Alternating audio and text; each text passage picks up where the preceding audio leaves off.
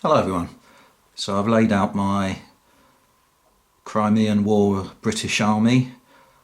I had a bit of a problem trying to squeeze it all into frame, so I gave up in the end. And what I'll do is just talk a little bit about the army overall to begin with, and then I'll keep changing the camera angle to show you the entirety of it from different viewpoints and so on. Yeah, but just to say, first of all, my original intention was to build up a force to be able to play the scenario at the back of the first edition of the Black Powder War Games rules, and it kind of it sort of expanded from that a little bit. But I've got to the point now where I've got quite a sizable British army, so I'm gonna halt for the moment with the British and move on. I'm just going to do a very quick unit, hopefully quick unit of French chasseurs d'Afrique, and then I'll move on to the Russians, and hopefully at some stage be able to play a game with the two forces. Yeah, had I been starting fresh from this point of in time, I sort of asked myself, would I have made the same decisions about range and figure scale and all that kind of thing? And I think I can honestly say that yes, I would. There are a lot of shortfalls with the Eureka range. That it's not a complete range. In particular, in this army, for instance, I don't think there's anything heavier in the way of artillery than a 6-pounder cannon, and they don't do limbers, they don't model limbers and so on, which a lot of ranges don't. But I always find that a bit irksome because I like to represent limbers on the tabletop, and it's a very unique scale. It's 18mm scale, but unfortunately, a lot of the 15mm manufacturers seem to have, sort of participated in this scale creep definition. And what I would very firmly put into the 15mm category, they often represent as 18mm, and it's not. I put up a video a few months ago about comparing a Eureka range chasseurs d'Afrique with I think they were Lancashire Games, and the Lancashire Games figure was minute in comparison and very standard kind of with other 15mm ranges. So that's a bit of a problem, but you can't find another 18mm range to fill the gaps in this army. So you've got a bit of a problem there. It's no good going to 20mm plastics because they in turn are much bigger than these, and I endeavoured that, and the figures just weren't compatible in size. So you're stuck with what Eureka have to offer basically. Which is pretty substantial, but there are gaps in the artillery, in terms of some of the troop types and so on. If you're going to get pedantic about things like plumes, with the guards, for instance, they only have one type of guard figure, and that has the plume, if I remember rightly, on the left-hand side, which applied to the Grenadier Guards, but not to the Coldstream Guards, who had it on the right. So you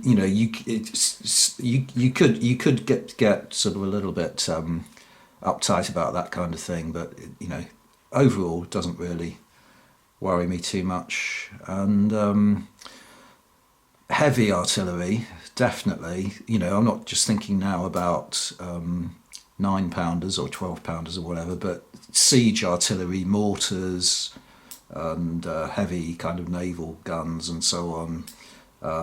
Nothing of that kind. So if you're representing, the siege of Sevastopol, I'm not quite sure what you're supposed to do. I've got a plan, but it's not going to be entirely satisfactory, and it's a long way off doing that. Yeah, I think that's more or less everything on the overall. Yeah. So I would recommend the Eureka range as a suitable choice if you're thinking on wargaming the Crimean War, and they are lovely figures, but you have to just be aware that you're not going to be able to. You're going to find it difficult to fill in the gaps in the range. Right, so let's see what we can do about showing you the army in its entirety in more detail. I'll start with this perspective and just zoom in a little bit to begin with, see what we end up with. That's probably close enough to. I wonder if it'll. It does seem to be focusing. Yeah. Okay. So at the back there, you've got Lord Raglan himself with an ADC, and behind him, Lord Lucan, who commanded the cavalry. And that figure there is just an extra. The cavalry in the Crimean War didn't carry their guidons and standards and so on, but Eureka do produce a figure. And there was a stage where I was ordering figures both from Fighting 15s in the UK and directly from Eureka in Australia. And I think it was about the time when there was Brexit uncertainty on this kind of thing, and I wasn't sure whether I was going to be able to purchase the command pack. So I purchased a pack that had the standard bearer in it. They produce packets that have the standard bearer in, or not. They just have the officer and the trumpeter. So I ended up with a standard bearer that I didn't really need, but I thought he could maybe do for a sort of marker, or for a member of the staff or something like that. Put something on it, but that's for the future. Behind them, I've got the Wargamer Poland building, which is 15mm building. You see, it doesn't look too bad, but if you put the figures very close to it, you'd notice the difference in scale. But that's very similar to the building that Raglan used as his headquarters, so that's going to come in handy. If you can hear noise of wind outside, I'm sorry, apologise. It's a very gusty day, so it might encroach on the audio.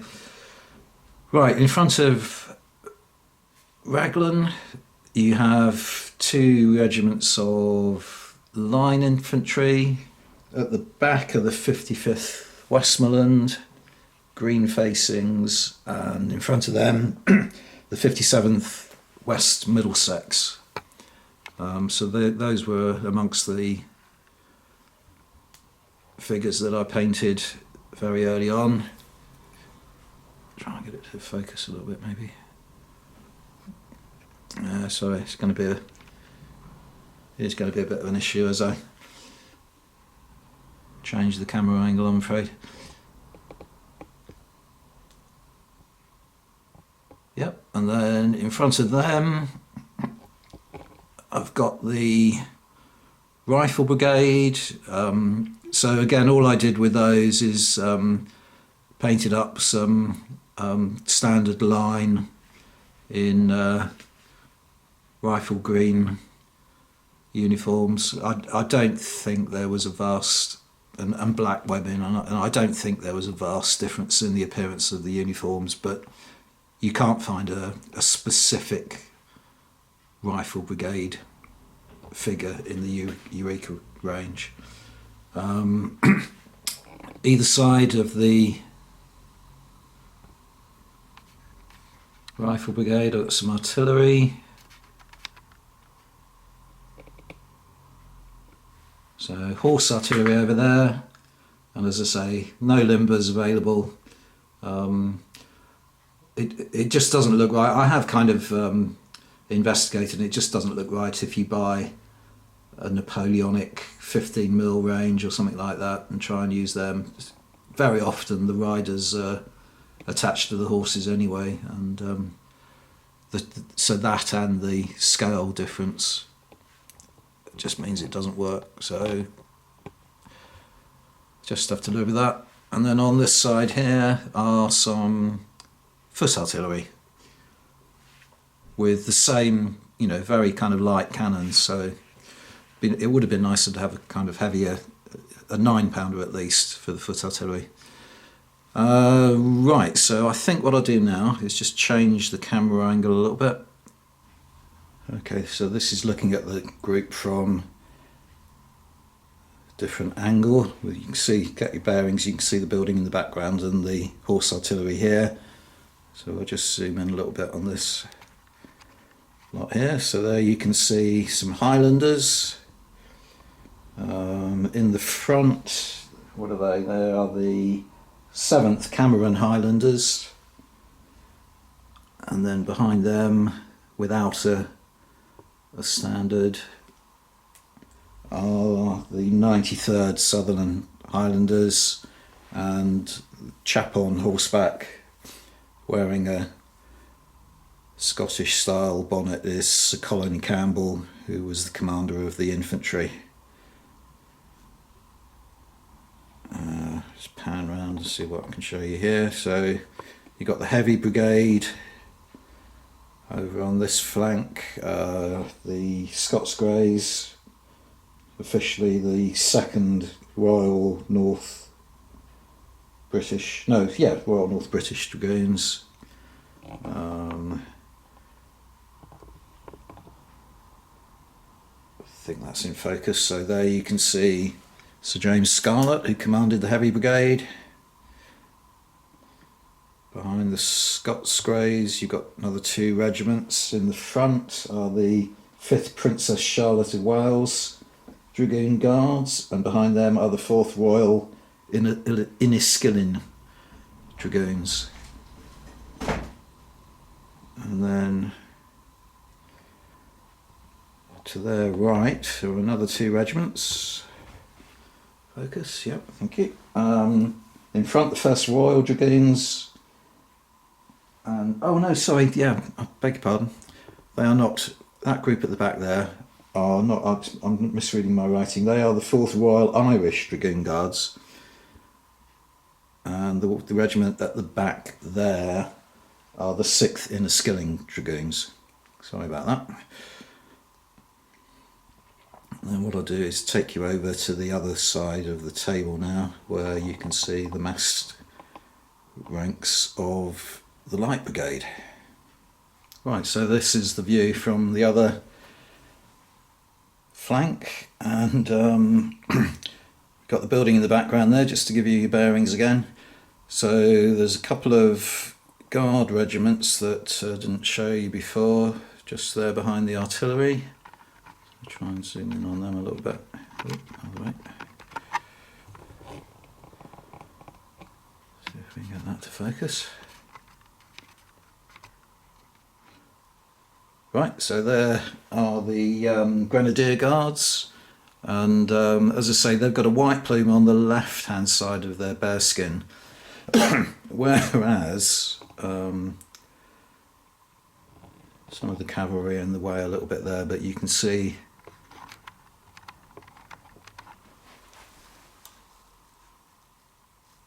try and put my finger there, and it often will then focus.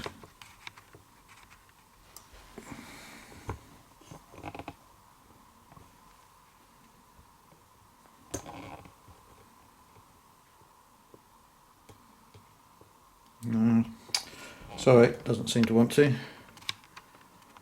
Zoom out a little bit. So yeah, but you'll have to trust me, they have got red plumes on the right hand side of their bearskin. So one or the other, what I did was just snip the plume off and model it with a little bit of milliput.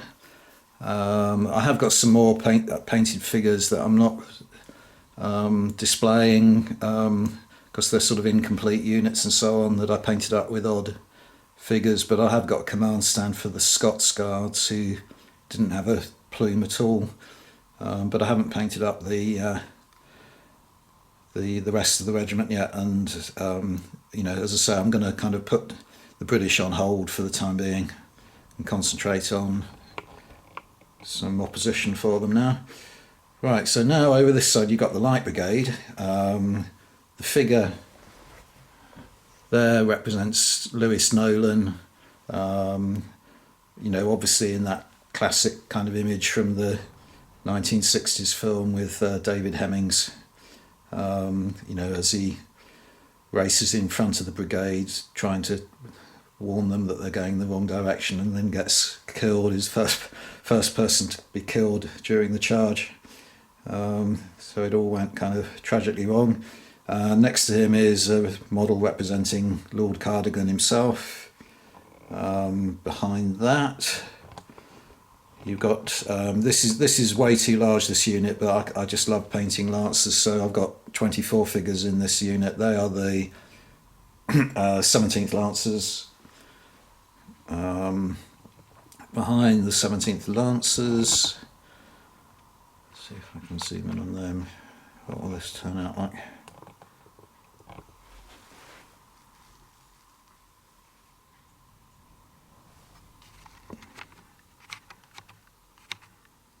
Yeah, I have to leave it like that. So behind the 17th Lancers, you've got the 11th Hussars, who are in their cherry-coloured overalls, so the Cherry Bums, as they were nicknamed. And behind them are the 8th Hussars, in sort of regular dark blue. And to their left, you've got two regiments of Light Dragoons. In the front are the 13th Light Dragoons, and behind them are the 4th Light Dragoons. And you probably can't see from this distance, but there's not much difference in the uniform other than the white colouring of the stripes down the trousers and the cuffs and so on. Whereas the regiment at the back has got yellow stripes and red cuffs. And that is everything. I think I've given a brief description of everything. So let's just zoom out a little bit more. Just give you a slightly better impression of the overall size of the army. And this could go on a lifetime, really.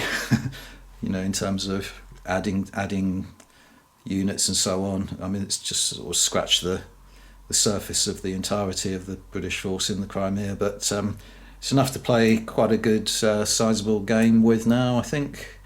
And as I say, I'm going to move on to the Russians.